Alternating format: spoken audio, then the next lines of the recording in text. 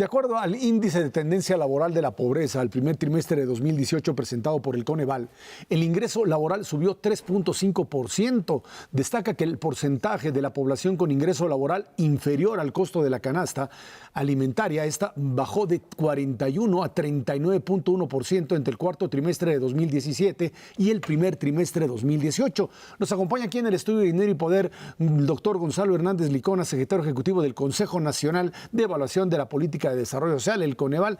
Buenas noches, Gonzalo, gracias por estar aquí con nosotros. Buenos datos de crecimiento, más que nada dicen buenos datos de inflación. Muchas gracias, Ezra. En este trimestre que acaba de pasar, el INEGI dio a conocer la encuesta nacional de ocupación y empleo. Es una encuesta bien interesante, son datos de cómo nos va en el empleo en general, ingresos, empleo, desempleo.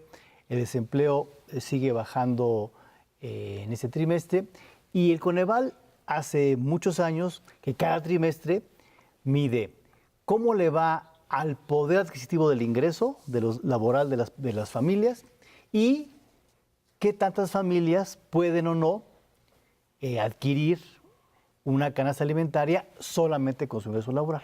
Entonces, este trimestre fue un buen trimestre, básicamente porque la inflación más o menos de alrededor de, estamos 4.6, 4.5, ha sido mucho más baja que el 6.8% que teníamos en diciembre de 2017 y por lo tanto es un buen ejemplo este trimestre que cuando la inflación está o empieza a estar bajo control, las cosas salen mejor para las familias, tienen más poder adquisitivo, por lo tanto la inflación por supuesto siempre tiene que estar bajo control. Es uno de los elementos, decimos en el Coneval, que más puede afectar o beneficiar a la pobreza. Tenemos allí una gráfica del ingreso laboral real, del poder adquisitivo del ingreso laboral, que esto es un dato fundamental para entender. Ahí está Gonzalo Hernández Licona. Vemos, y creo que es importantísimo ver cómo empezó a caer.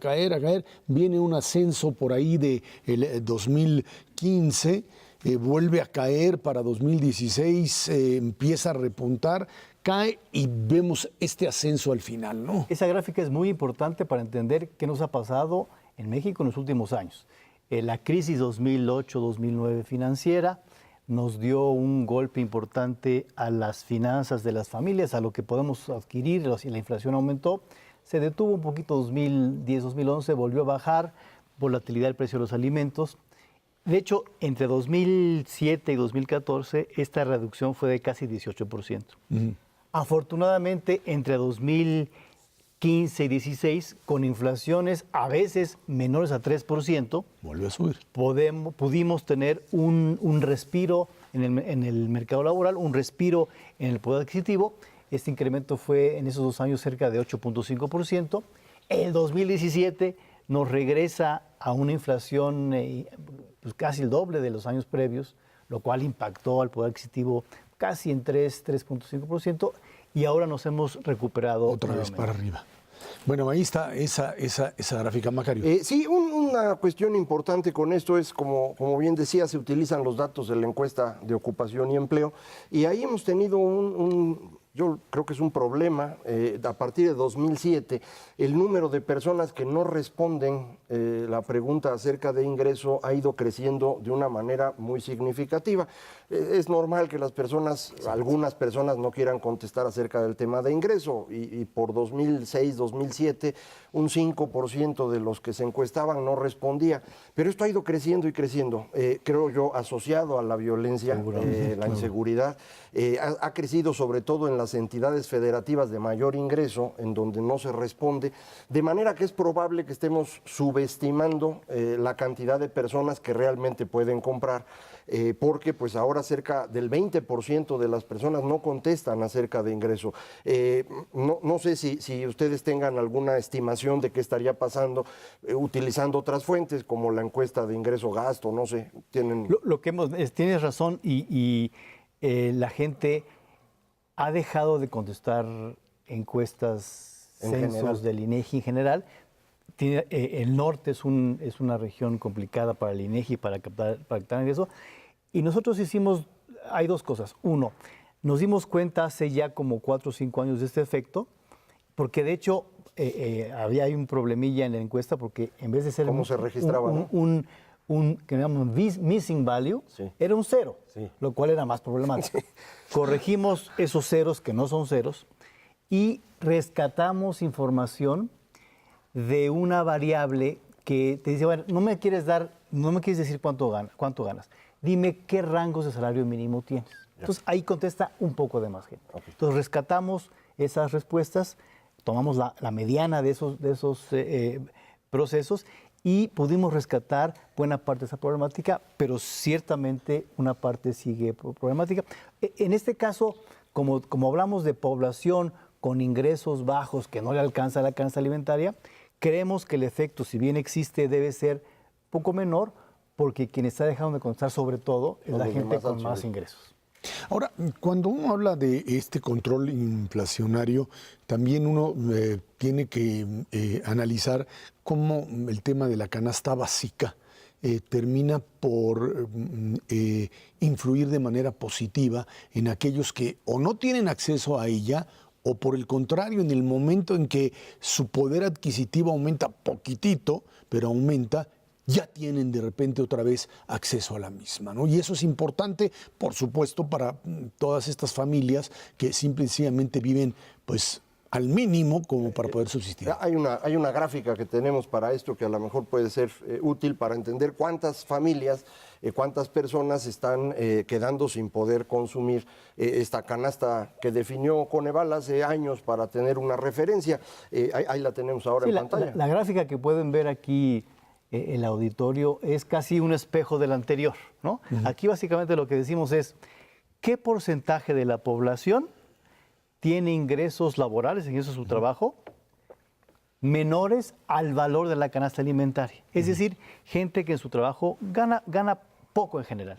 Como pueden ver, entre 2008 y 2014 esto se incrementó, es decir, la gente ganaba menos que el valor de la canasta alimentaria, mejoramos 2014-16, no nos fue bien en 2017 y estamos mejorando 2018, lo cual básicamente, déjame subrayar esto, Macario, Ezra, destacar que la inflación bajo control, la inflación alrededor del 3%, es una inflación que nos permite a las familias en México poder tener mejor poder adquisitivo. Entendemos desde nosotros que medimos la pobreza, que la acción de la Sedesol, que la acción de salud, que la acción de Zagarpa son importantes para bajar la pobreza, pero la acción del Banco de México de reducir la inflación es bien importante.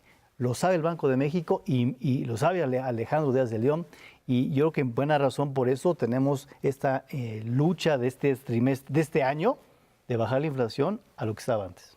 Gonzalo, el tema generación de empleos formales no es una variable que te influye en este mecanismo de reducción de pobreza. También, de hecho, lo que vemos desde 2000, la gráfica donde mejoramos un poco más a partir de 2015, tiene ahí varias historias. Una es la inflación que ya dijimos de manera contundente, una segunda que ha favorecido el tener un mejor desempeño que en años previos, también es, por un lado, la creación de empleos y la formalización de los empleos. Efectivamente, hemos venido con una tasa de creación de empleos que, sin ser espectacular, hemos crecido mejor que en los años previos, y eso se mezcla y se ve en las gráficas que tenemos aquí enfrente. Un efecto adicional de tener más empleos formales no se refleja en este indicador, pero sí en otros que mide Coneval, porque cuando tiene uno un trabajo formal, por obligación tiene uno seguridad social. Así es. Y esta es la dimensión de la pobreza en donde teníamos un mayor problema en México. 60% de los mexicanos no tenían acceso a seguridad social. Conforme vas generando más empleos formales, ese porcentaje se va achicando. Pero pues es, repito, un efecto adicional que da el empleo, ¿no? Totalmente de acuerdo. En la medición de la pobreza, si nos recuerdan los que nos están viendo, tenemos varios elementos ahí. El ingreso es uno de ellos. La falta de ese acceso a la seguridad social, la falta de acceso a la salud, la falta de acceso a la educación o de vivienda adecuada y digna. Y la carencia más alta siempre ha sido la carencia de acceso a la seguridad social, básicamente porque la informalidad en México es muy alta. Entonces, cada vez que la economía se hace un poco más formal, esta carencia baja y por lo tanto la pobreza tiene otro efecto a la baja sobre su valor.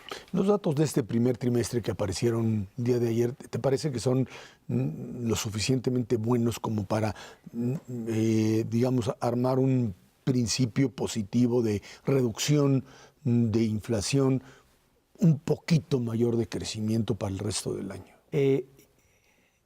Dos respuestas ahí, la positiva y la optimista.